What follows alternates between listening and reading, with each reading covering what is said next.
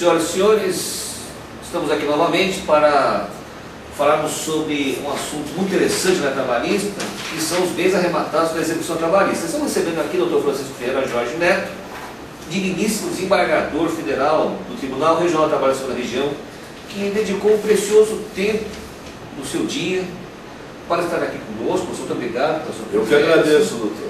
É sempre um prazer. Para colaborar aqui com nossas informações, somos muito gratos à sua colaboração. E vamos falar aqui sobre os bens arrematados na execução trabalhista, professor. Né? O que o senhor entende como arrematação? A arrematação é um conceito que não está na lei, mas que a jurisprudência nos coloca, que a doutrina nos coloca. Tanto a doutrina dos processualistas civis, como dos juslaboralistas. Em linhas gerais, nós podemos dizer, professor Gerson, que a arrematação é uma forma de expropriação de bens do devedor. E esta expropriação ocorre em asta pública. Vendem-se os bens, é uma alienação, arrecada-se um produto, e este produto é destinado para a satisfação dos credores daquela ação, do autor, uma eventual despesas com perito, custas processuais, despesas processuais, e no processo do trabalho, contribuições previdenciárias e imposto de renda. Muito bem. Então veja, em linhas gerais, numa visão do professor Mauro Schiavo, que tem uma singela, mais direta definição, ele põe assim: a arrematação é o ato que consuma a expropriação de bens do devedor, mediante alienação em asta pública. Trata-se de transferência forçada de bens do devedor ao arrematante para pagamento do crédito exequente. Está claro? Muito bem. Professor, nós sabemos que muitos bens que são arrematados, ou que são penhorados na arrematação, trazem consigo vários gravames, né? Várias despesas, várias dívidas inerentes àquele bem. Quem seria o responsável em arcar com isso? Por exemplo, com relação ao veículo, o IPVA, as multas de trânsito, com relação ao imóvel, IPTU, despesas de condomínio, luz, água, telefone. Então, esse bem, seja veículo, imóvel ou imóvel que é arrematado, sim, professor. Quem é que responde pelas dívidas inerentes ao bem? Então veja, o arrematante é uma pessoa que adquire o bem e paga o preço, tá certo?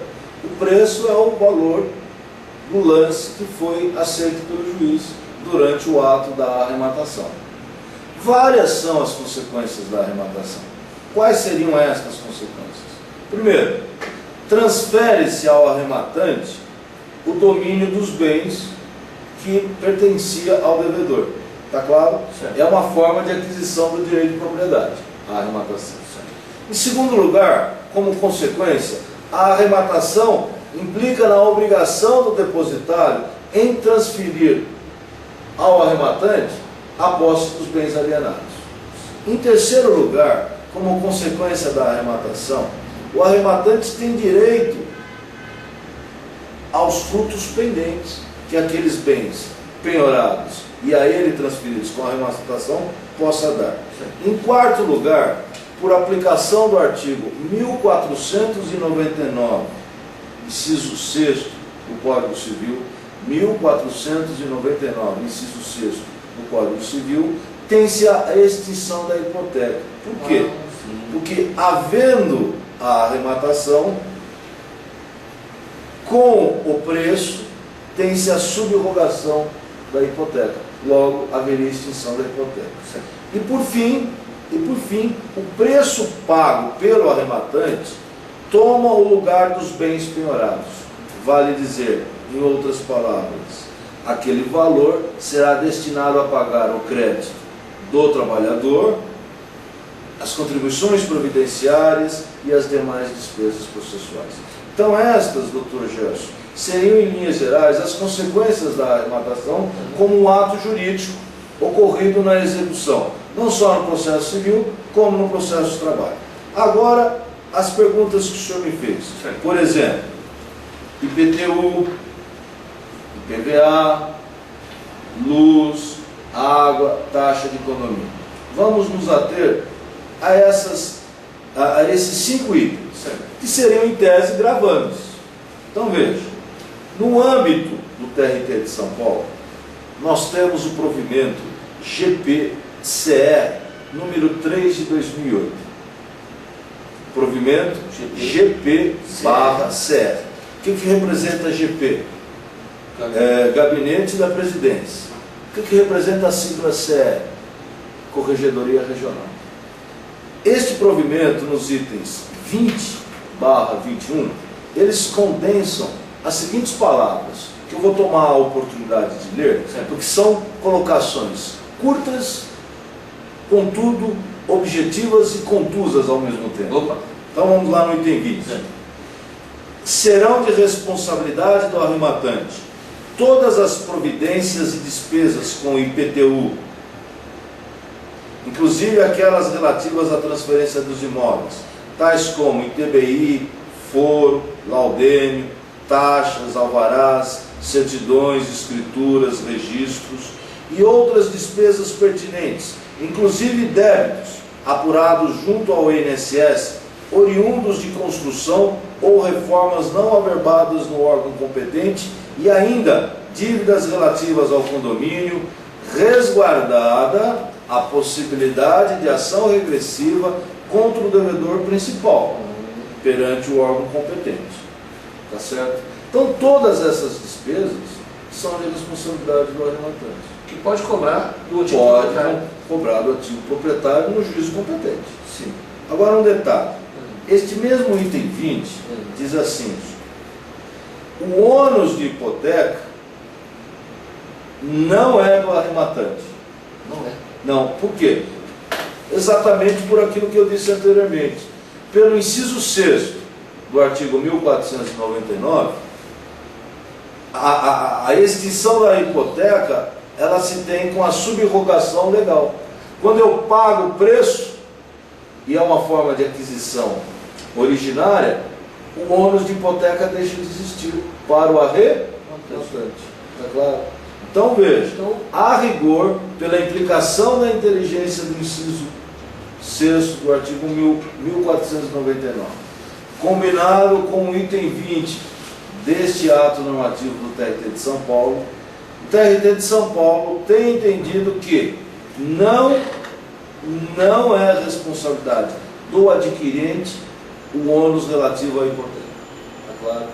As demais despesas, os demais impostos, seriam responsabilidades do arrematante.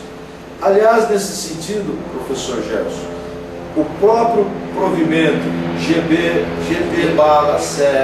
número 3, no item 21, ele diz assim, abro aspas: as despesas relativas a multas de trânsito, IPVA e transferência de veículos junto ao Detran serão de responsabilidade do arrematante, resguardada a possibilidade de ação regressiva contra executado perante o órgão competente.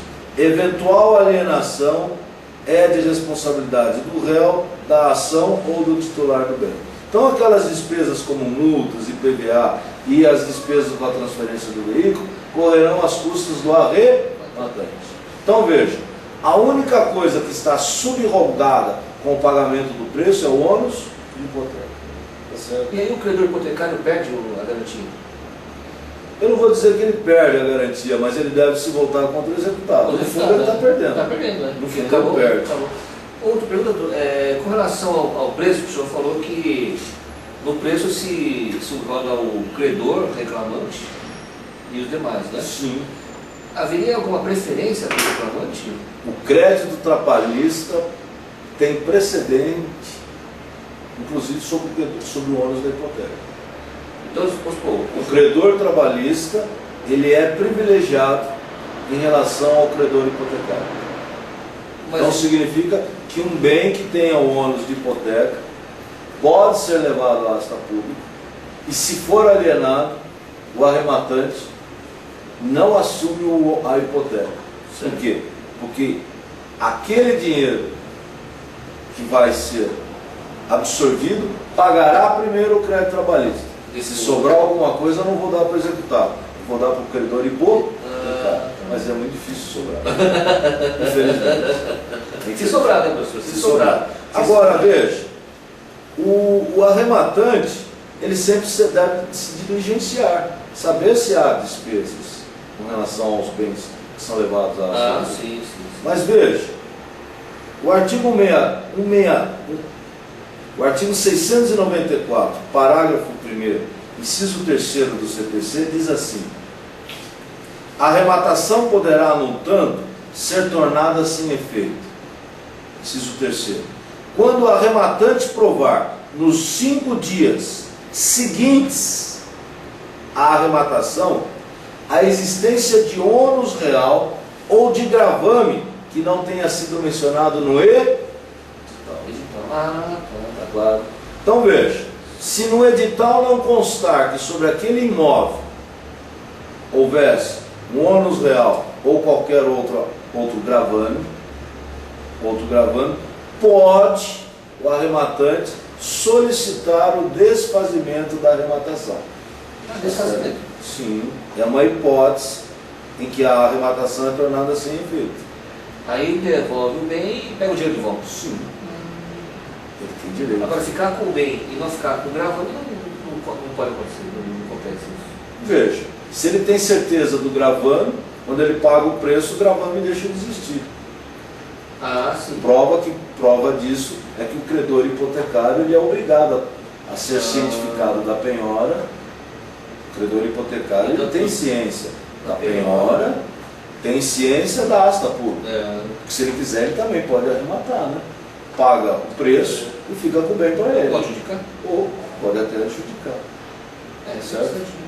Muito interessante, professor. Tá certo, professor? Certo. Alguma consideração final que o senhor queira fazer? Veja, esse tema? eu sempre recomendo que um arrematante seja uma pessoa que se acautele. E hoje não, já há alguns anos, o Tribunal Regional do Trabalho adota o sistema de leilões unificados, né? Que são feitos ali no Fórum Trabalhista do primeiro grau, ali o Fórum Rui Barbosa, na Barra Funda, e tem dado muitos efeitos. Muitos. Eu acho que moralizou, não vou dizer não só moralizou, mas otimizou e dá uma maior divulgação à asta pública. Há bens que são penhorados e que são levados para um dia marcado lá para que ocorra a expropriação. Mas o arrematante sempre deve tomar cuidado. Com certeza. Não é? Com essas despesas de condomínio, multas e PVA, não é? Dependendo se for bem imóvel e sendo bem imóvel, PVA, multas de trânsito, e se for bem imóvel, saber de despesas de condomínio e de IPTU. Não é? Sim. Porque o ônus da hipoteca, a lei é clara. As outras despesas, infelizmente, ficam por arrematante. Isso. Tá bom, bem, professor? Bem. Professor, quero agradecer aqui a presença de Vossa Excelência, né? Sempre com palavras muito sábias, conhecimento mensurável. Ficamos muito agradecidos. Eu creio que a colaboração é inestimável mesmo para todos que nos assistem. Quero convidar os senhores que nos assistem a sugerir novos temas, participar dos nossos cursos, onde o professor Francisco, eu e demais colegas estaremos aqui ministrando diversos cursos, principalmente na área trabalhista, que é a nossa especialidade aqui do curso. Claro. Estamos aqui na Liberdade 21, quarto andar, aqui no bairro da Liberdade, ao lado do Fórum João Mendes, onde aguardamos a visita dos colegas que nos assistem. Professor, muito obrigado pela presença. Eu que agradeço, professor. Espero vê-lo novamente aqui e espero ver os senhores que nos assistem também, tomando um cafezinho conosco. Muito obrigado, Deus abençoe. Um grande abraço a todos vocês. Obrigado.